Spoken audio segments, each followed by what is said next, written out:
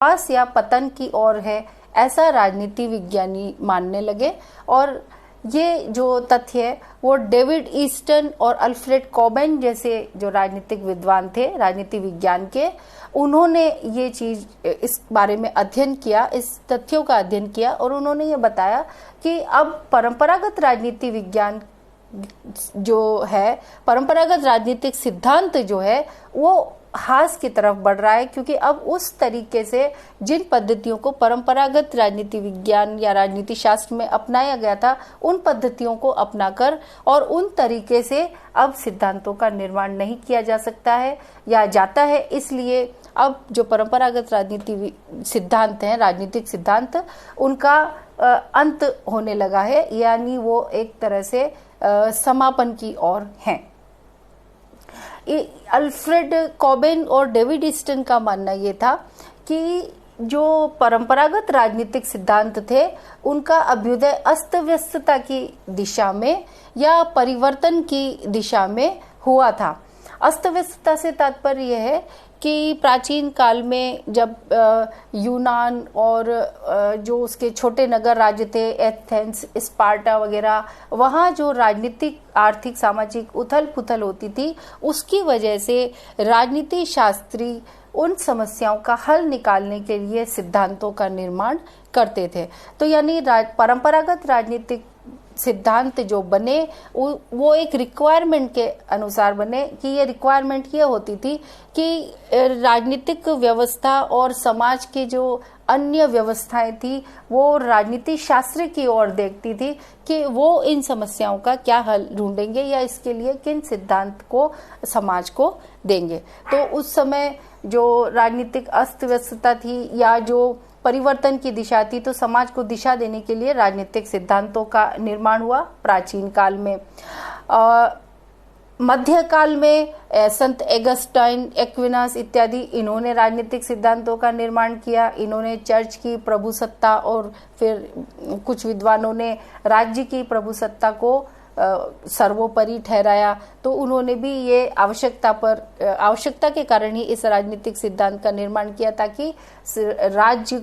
राज्य की जनता को अराजकता से बचाकर उन पर एक अच्छा कंट्रोल स्थापित किया जा सके। 16वीं और 17वीं सदी में ऐसा माना जाता है कि ब्रिटेन में जो राजनीतिक उथल पुथल हुई और जो शनै शनै ब्रिटेन में जो शासन व्यवस्था का विकास हुआ, तो उस आधार पर सिद्धांतों के निर्माण किए गए। 18वीं सदी में फ्रांस में क्रांति हुई और फ्रांस की क्रांति ने इस जगत को राजनीतिक सिद्धांत दिया, स्वतंत्रता, समानता, और इसके जो तत्व हैं उन तत्वों को राजनीतिक सिद्धांतों के रूप में प्रस्तुत किया गया। तो कहने का मतलब यह है कि डेविड ईस्टन और अल्फ्रेड कॉबेन का मानना यह है कि परंपरागत राजनीतिक सिद्धांत एक समय की उपज थे, यानी जैसा कहा जाता है कि आवश्यकता आविष्कार की जननी होती है, वैसे ही जब जब समाज को आवश्यकता पड़ी, राजनीतिक जो विचारक थे उन्होंने अपने दर्शन के माध्यम से, अपने नैतिक मूल्यों के माध्यम से, अपनी परिकल्पना के माध्यम से उन्होंने सिद्धांतों का निर्माण करके राजनीतिक सिद्धांतों का निर्माण किया। लेकिन अब जो द्वितीय विश्व युद्ध के बाद डेविड ईस्टन ने व्यवहारवादी राजनीतिक सिद्धांत और व्यवहारवादी पद्धतियों की शुरुआत की और उन्होंने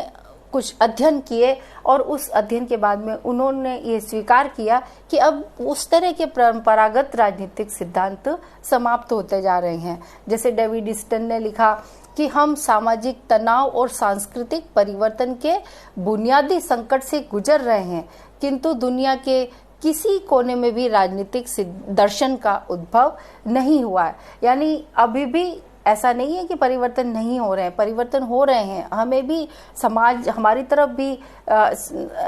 जो भी सिद्धांत है उसके लिए हमारी राजनीति विज्ञान की तरफ देख रहा है, लेकिन फिर भी उस तरीके के सिद्धांत के निर्माण अब नहीं हो रहे हैं, बल्कि ऐसा लगता है कि उनके अनुसार वो सिद्धांत निर्माण होना ही अब बंद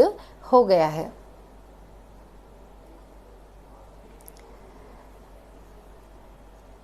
डेविड ईस्टन, अल्फ्रेड कॉबेन और अनेक समकालीन राजनीति वैज्ञानिकों की ये धारणा है कि राजनीतिक दर्शन पर आधारित सिद्धांत का तीव्र गति से ह्रास हो रहा है। अब जो निष्कर्ष निकाले गए उस आधार पे ये राजनीतिक सिद्धांत के पतन के निम्न कारण माने गए। पहला जो कारण माना गया वो माना गया कि महान दार्शनिकों की परंपरा का अवसान हो गया है। महान दार्शनिकों की जो परंपरा थी कि वो क्या होना चाहिए पर बल देते थे और उनका मानना ये था कि हम समाज में किस तरह से समाज को अच्छी स्थिति की ओर ले जा सकते हैं और उस अच्छी स्थिति की ओर ले जाने के लिए उन्होंने कल्पना से सिद्धांतों का निर्माण किया। जैसे प्लेटो ने दार्शनिक शासक के सिद्धांत का निर्माण किया तो उनका कहना था कि एक दार्शनिक शासक एक अच्छी राजनीतिक व्यवस्था प्रदान कर सकता है, एक अच्छा शासक सिद्ध हो सकता है, इसलिए दार्शनिक शासकों में निम्न गुण होने चाहिए। तो इस तरह से उस समय परिस्थितियों के अनुसार महान दार्शनिकों की जो परंपरा थी उसके बाद में मध्यकाल में और थोड़े 17वीं 18वीं सदी तक भी राजनीतिक सिद्धांतों का निर्माण होता रहा, लेकिन अब उस परंपरा को कोई स्वीकार नहीं करता है और चाहिए किस तरह होना चाहिए पर अब ज्यादा जोर नहीं दिया जाता है, इसलिए उस तरह के राजनीतिक सिद्धांतों का निर्माण होना भी बंद हो गया है। दूसरा जो कारण माना गया वो कारण माना गया कि राजनीति शास्त्र को विज्ञान बनाने की चेष्टा की गई। द्वितीय विश्व युद्ध के बाद राजनीति विज्ञान में व्यवहारवादी परंपरा की शुरुआत हुई और व्यवहारवादी परंपरा ने वैज्ञानिक अध्ययन प्रणाली पर जोर दिया। वैज्ञानिक अध्ययन प्रणाली ये मानती है कि तथ्यों के आधार पे निष्कर्ष निकाले जाएं, तो तथ्यों के आधार पे निष्कर्ष निकालने की जो परंपरा शुरू हुई तो उसके कारण से दार्शनिक अध्ययन पद्धति जो थी वो धीरे धीरे समाप्त होने लगी, क्योंकि अब उस तरीके से राजनीतिक सिद्धांतों का निर्माण ही बंद हो गया, क्योंकि लगभग सभी जो राजनीति शास्त्री हुए उनका जोर इस बात पे रहता था कि राजनीति विज्ञान में जो सिद्धांतों का निर्माण किया जाए वो प्रयोग पर आधारित किया जाए और एक निश्चित